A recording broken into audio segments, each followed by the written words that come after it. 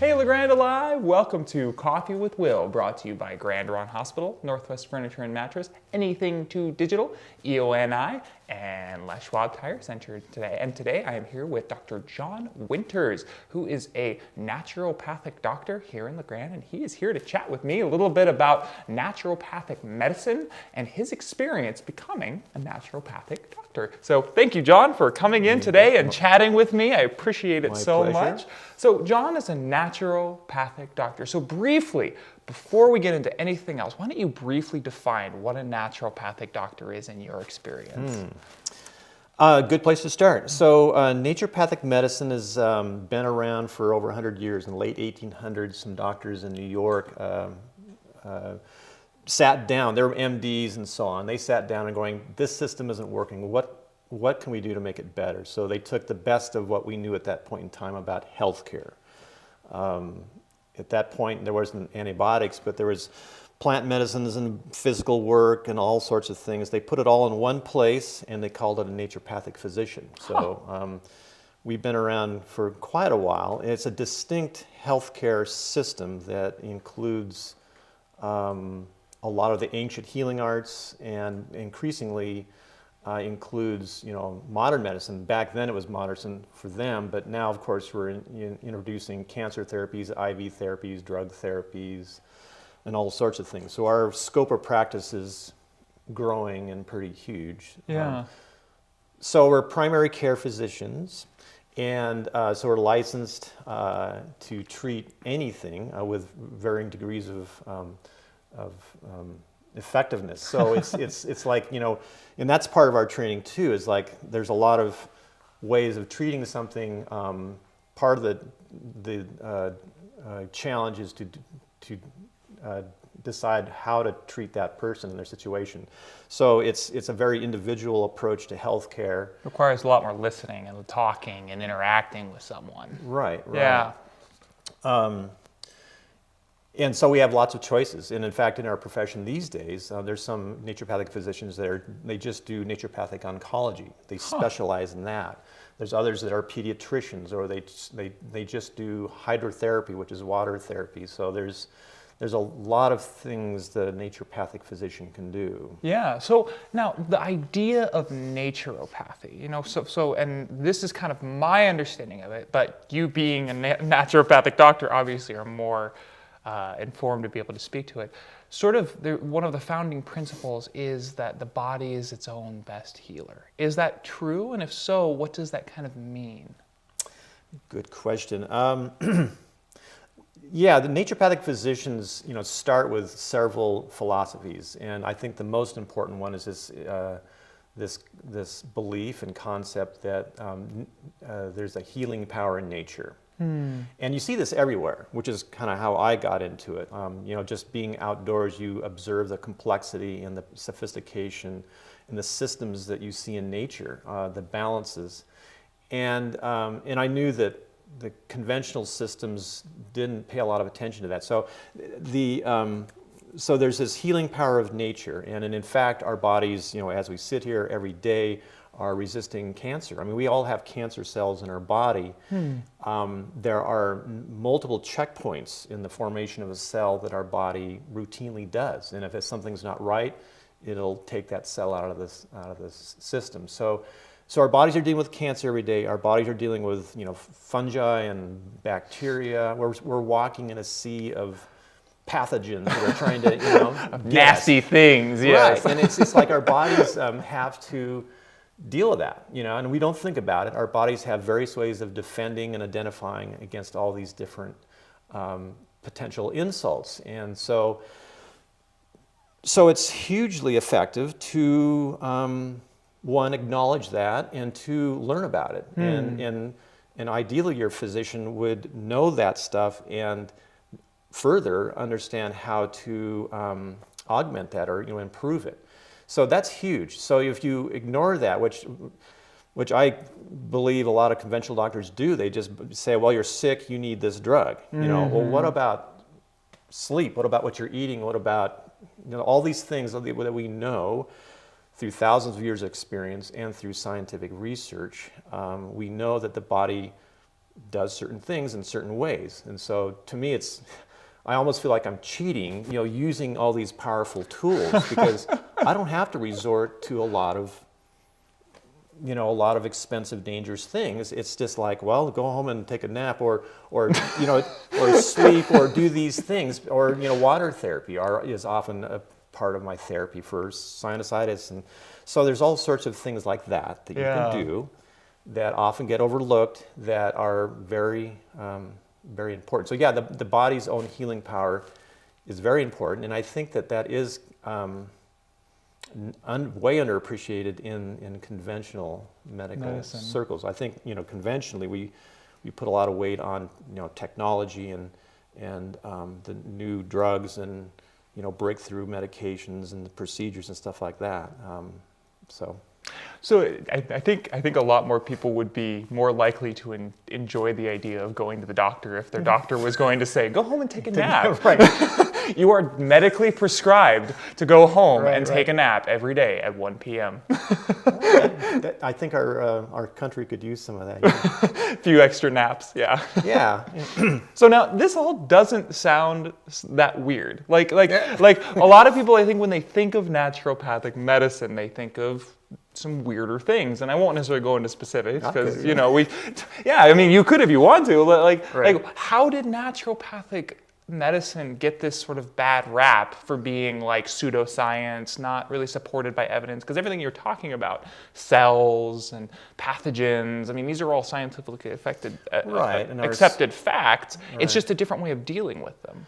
It is, yeah. In fact, our basic science program is at least as strong or stronger. With our the naturopathic four-year medical schools are every bit as rigorous as conventional schools. In fact, our schools compared favorably to Johns Hopkins and Stanford and Yale. We take more classes, and so there's a lot of basics in science. I mean, you have to know what the dickens you're talking about.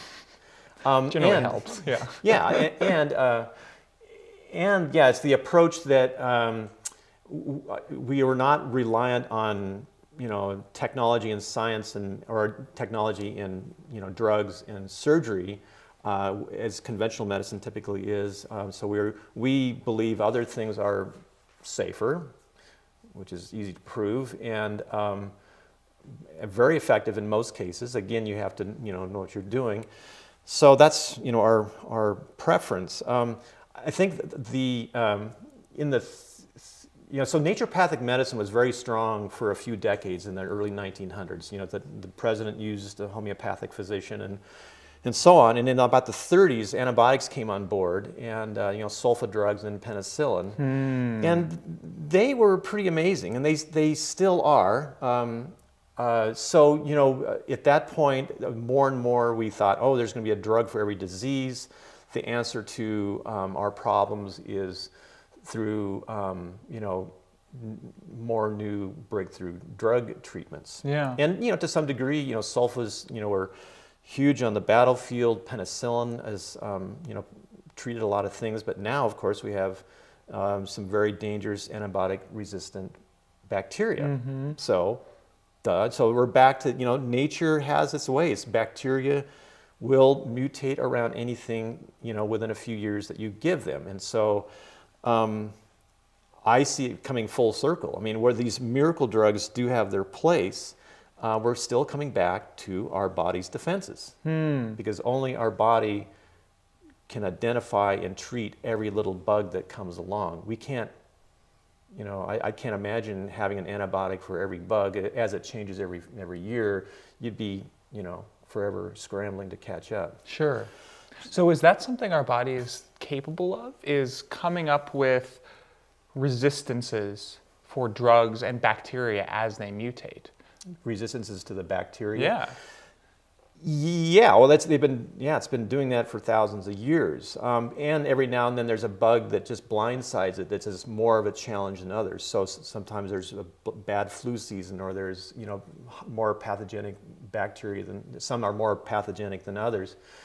And so like with the smallpox, as your body grows, hopefully you were breastfed for a while. That's a big step. You had healthy parents. You play it in the dirt, because now we're finding that dirt has, in fact, they're starting to develop antibiotics out of dirt because there's, this is new stuff, but there's things all around us. Our body has to learn, and as it learns, and if it's healthy, it can withstand just about anything. Huh. And when it gets a natural infection through natural means, it's a permanent natural immunity. Whereas if you do a vaccination or some such, it's lasts a few years at the most. So that's a whole different thing. And if your child gets sick and you help them through that, they have essentially learned that lesson. Their immune system will store that in the lymph nodes for the rest of the life. Huh. And there's information. So if that same bug ever comes back to that body, the cells go out, present it to the lymph node, and the lymph nodes go, well, I've seen that before back in 03, you know. Back in 1986, right, I saw that we've one. done that. Here's, you know, and it starts to churn out the antibodies that will kill that particular bug. So our bodies store this information. So the trick is to help your body, help your child gets, you know, it's okay for them to get sick, but you want to help them through that process. You don't want to deny that process by, you know, fighting the fever or fighting the bug up front. Of course, there again, you have to be, you know, careful with that sort of stuff. But ideally, you want their body to learn that lesson so they can move on. So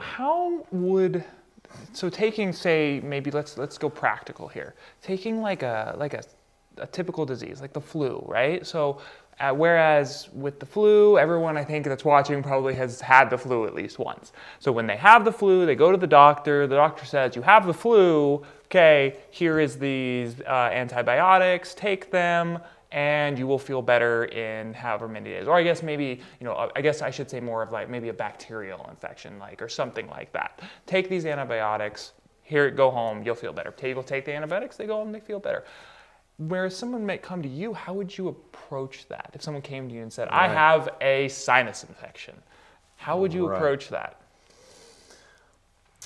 Yeah, that's excellent. So you assess how bad they are and what the situation is. You know, if you're backed into a corner, if it's, you know, serious, it's like, yeah, I was fine yesterday and today I've got this, you know, fever 104, 105, and all these things. If there's certain, you know, as a physician, you look for a list of things, and if it's, you know, scary, then you might be inclined to resort to antibiotics. Sure, you know, like the big guns.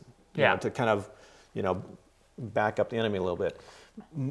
Very rarely is that the case. You know, unless somebody's got, you know, predisposed, you know, issues going on. But so yeah, if it's a kid that's got an infection, you know, or a sinusitis, I will do things to open and drain the sinuses. And there's plant medicine extracts that are very good at not only killing the bacteria directly, but also, more importantly, helps the immune system do all that. And it also, there's things that you can do to heal the sinuses. So I have, you know, a long time ago, I counted how many ear infections I'd treated without antibiotics. It was thousands. Oh my gosh, wow. So, I mean, you can treat, you know, infections without antibiotics, you know, with your eyes open. You have to be careful, but it's very possible. And I would say it's a far better way to go, because you're not only, you're allowing the body to do the work. And so that way it comes out stronger. You know, it's like if you like to run, you're not going to get in shape sitting on the couch. No. I mean, you've got to get out and breathe and sweat. You know, otherwise it's not going to happen. So same thing with your immune system and your body's defenses. And so, yeah, I'll do things to open and drain the sinuses, to heal the sinuses so they're not susceptible to further infections and so on. The other extreme, I think, you know, I think MDs and conventional thinkers are getting better about, you know, helping the body heal itself more. But if you just were to throw antibiotics at that, the, you know, statistics show that you double your chances of getting another ear infection. So antibiotics kill the weak bugs, they thicken the mucus, and they just make you more prone to further problems. So that's not a really good way to go. Absolutely, absolutely. But, you know, yeah. So we've talked a lot about like the theory behind naturopathic medicine, but one thing I also wanted to ask you about is how you got into this. Like you mentioned earlier that you love the outdoors, you enjoy it, and you see sort of a balance in the outdoors. Right. How did you ultimately decide to go into naturopathic medicine, and what brought you to that place here today? Well, I appreciate it. Yeah, it's fun to talk about me for a change. I'm always talking to other people. You know? Absolutely. But no, to me, it's an interesting story. So I was a paramedic, an EMT paramedic in Portland for a decade. Oh, for you quite poor a while. soul. It was very interesting and very boring at times. So it was either like, over the top or boring. And I did this through school, and I would show up at school every now and then, because I was working 60 hours a week and up all night. Yeah. But it was good. It was and that is important too, because there's a time and a place, for IV drugs. If you get hit by a truck or you get a drug overdose, rattles. And you're not going to ask that person on the gurney, like, tell me about your health experience. Right. Let's help your body to heal this itself. Right, your body isn't healing itself. And the rattles just didn't work. Rattles didn't work. So yeah, the IVs are good. So there's that situation, and then my partner, his wife had a baby at the naturopathic college, and he was just going to do some business. And I'd had a bachelor's in science at that point. I was thinking into doing research, but again, things didn't make sense to me. I didn't think the conventional system was on the right track, and I was kind of sniffing around. And so I went into this building, and people in the hallway looked like they're having fun. This was cool. And I went to the library, and they had all these fascinating books about anatomy and physiology and all these things that just how the body works in all the different ways. And so it just really piqued my curiosity. And so I applied that spring and got in that fall. So wow. And off I go. And off you go. And then you studied and you ended up here in LeGrand. Right, and my school career was checkered. I wasn't a good student and I was working, so that took longer than you might expect. In theory, if you're a good student, you can do it as little as 4 years, but it's pretty intense. Yeah. It's like 35 hours of credits, and a good college load is 18, 20. Jeez. So it's and then you add on family or jobs, and it's very intense. Wow. So yeah. So I think we're kind of coming to the end of our time here. It's all really interesting and fascinating. I'm really sad you didn't bring your rattles, because I would have you do an incantation toward the camera. I'm not very good at this. But in lieu of your rattles, I think maybe you could just kind of look right at the camera and tell the people who are watching maybe one tip for health that they could incorporate from a naturopathic view to on their journey to finding a more healthy life. And you can think about that for a minute. Okay. There's actually a couple of few that I Yeah, go for it. Yeah, no, we're not stingy with our tips here on Coffee with Will. Right. So yeah, I've had some training. I love this stuff. I've been doing it quite a while, and more over the years, I find that the basics are important. All the different kinds of doctors. You can go off the deep end with details, and that's good to a point. But I think the basics. So that means good relationships with yourself and with others around you, coworkers. Drink plenty of pure water, no chlorine. Whole foods diet, plenty of rest, which a lot of people don't get. We're busy. I'm guilty of that one. Well, it's easy to do. And we're finding that rest is directly related to dementia and Alzheimer's. Your brain and your immune system have to do certain things at night. And if you don't get them done, then you wake up the next morning with 2 strikes against you, and life is just not that much fun. Listen to your body. It will send you signals, and the trick is to receive them and to understand them. And that's part of what I do as a doctor too. So there's things like that are just really important. So yeah, don't forget those sort of things. And and ideally, your doctor would not only treat you, but would educate you so that you don't get sick again. Making the symptoms go away is child's play. Resolving this situation And you know, preventing it from happening again is, you know, a much better goal. So many of the things, they sound so simple, you know, drink water, rest, you know, exercise a little bit, but they're so difficult, you know, at least they seem very difficult in our modern life. They're simple, but they're not easy, right? Yeah, yeah. And they're pretty powerful. There's a long list of things that exercise does. And yeah, eating, we know lots now about what foods do and don't do, and, you know, additives and all these things. And it's more important than you might imagine. So Absolutely, absolutely. Well, thank you so much, Thank you John, so for much. coming in and chatting with me. And thank you, LeGrand Alive, for tuning in. This has been Coffee with Will and Dr. John Winters, brought to you by Grand Ron Hospital, Northwest Furniture and Mattress, Anything to Digital, EONI, and Les Schwab Tire Center. Please like and share the video. And if you go into any of these businesses, thank them for what they do. We couldn't have interviews and the shows that we do without them. They're awesome, and we really appreciate them. Well, I will see you next time. This has been Coffee with Will. I'm Will Bowman.